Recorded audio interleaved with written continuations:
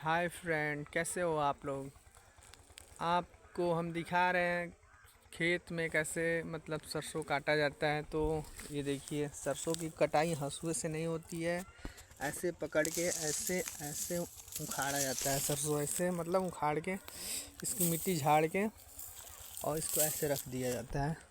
तो ऐसे होती है सरसों की कटाई। तो अब तो शायद आप समझ गए होंगे कि खेती बाड़ी में कितना मतलब काम करना पड़ता है। तो ये सरसों की कटाई हुई है, तो देख सकते हैं। और मैं सुबह आया था सरसों काटने, इस टाइम तो काट नहीं रहा हूँ। तो अब इसको हम ले जाएंगे घर। एक दो दिन बाद जब सूख जाएगा तो घर जाएगा। फिर इसको मतलब पीट पाट के इसमें से दाने निकालेंगे, और वो होता है मस्टर्ड, जिससे मतलब तेल सरसों का जानते ही होंगे। तो ऐसे मतलब खेती बाड़ी होती है। आप बोर ना हो तो मैं आपको एक छोटी सी बात बता रहा हूँ, कहानी सुना रहा हूँ। एक युवक, एक लड़का था, वो चित्र बनाने में इतना माहिर था। उसकी बहुत दूर दूर तक ख्याति थी चित्रकारी में। सोचा एक ऐसा चित्र बनाऊं जिसे देख के ऐसा लगे कि हाँ, मतलब ये ईश्वर का ही चित्र है। तो सोचा ऐसे मतलब क्यों ना एक ऐसे मनुष्य को तलाश करूं जिसे देखने के बाद मुझे लगे कि हाँ, इस मनुष्य के भीतर साक्षात भगवान मतलब है, मतलब वास किए हैं। तो मतलब 10 साल ढूंढा, कोई ऐसा मनुष्य नहीं मिला जिसे वो देखने के बाद लगे कि हाँ, कि इसके अंदर ईश्वर है। हर मनुष्य में कोई ना कोई कमी दिखाई पड़ जाती थी। लेकिन एक बार एक पर्वत पे गया और वहाँ पे एक चरवाहे को देखा।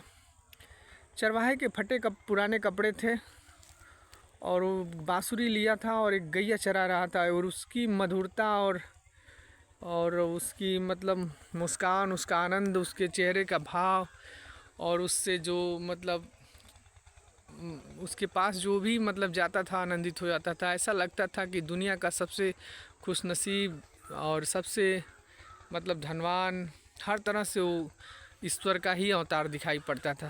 सोचा यही युवक है वो जिसका मैं चित्र बना सकता हूँ। तो उसने उस युवक का चित्र बनाया, गैया चराते हुए युवक का। सोचा परमात्मा का एक चित्र तो बन गया, ईश्वर का एक चित्र अब भगवान का तो बना लिया, लेकिन एक चित्र अब शैतान का भी बनना चाहिए। तो वह व्यक्ति फिर ढूंढने लगा, एक कोई ऐसा व्यक्ति मिले जिसे देख के दूर से ही लगे कि हाँ, इसके पास जाना ठीक नहीं है और इससे दूर ही रहना ठीक है, क्योंकि उसके अंदर ऐसा लगे कि हाँ, ये शैतान है। उससे डर लगे, भय लगे, और उसके अंदर मतलब हैवानियत नज़र आए। तो उसको ढूंढते ढूंढते उससे पूरा देश घूमा, लेकिन नहीं मिला। 26 साल बाद एक जेल में एक कैदी मिला जिसे फांसी होने वाली थी कुछ दिनों बाद। उसको देख के ऐसा लगा कि हाँ, इसके अंदर शैतान है। वास्तव में वो आदमी देखने से ही दिखता था कि हाँ, शैतान है, और उसकी रोए रोए से यही प्रतीत होता था कि दूर हट जाओ इससे, नहीं तो ये मतलब बचना मुश्किल है।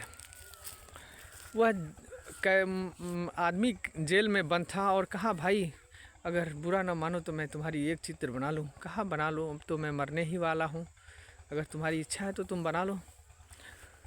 तो वह उस वो लड़का जो चित्रकार था उस कैदी का चित्र बनाने लगा। जैसे ही वह चित्र बनाया, कुछ दिनों बाद पूरा हुआ और दोनों चित्र को एक जगह रखा। कहा, भाई आज मेरे चित्र पूरे हो गए, तुम भी देख लो। और जैसे ही वह चित्र दोनों मतलब पास में रखा एक जगह, शैतान का और भगवान का, वह व्यक्ति जो जेल में बंद था फूट फूट के रोने लगा। कहा, भाई ये चित्र देखकर तुम क्यों रो रहे हो। कहा, 26 साल पहले जिस चरवाहे का चित्र बनाया था तुमने, वो चरवाहा, वो परमात्मा का चित्र बनाया था, वही मैं हूँ। 26 सालों में मैंने कौन सी यात्रा की कि मैं भगवान से शैतान हो गया। हम सभी ऐसे ही हैं, पैदा तो कोरे कागज़ की तरह होते हैं, लेकिन आने वाले वक्त ऐसे हम लोग को बना देते हैं कि हम लोग अपने कोरे मन को भी कोरा नहीं रख पाते हैं, और इसमें छल कपट बेईमानी शैतानी झूठ फरेब हर तरह से मतलब शैतानियत भरने लगती है। तो मेरे दोस्त, आप लोगों को ऐसा कुछ भी नहीं करना है। आप लोग एक अच्छे इंसान हैं और अच्छे इंसान बने रहिए। तो मैं चाहता हूँ कि आप मेरी वीडियो से एक सीख लें कि हमें कोई गलत काम नहीं करना है, चाहे हमारा अकाउंट हो या ना हो, पैसे हो या ना हो।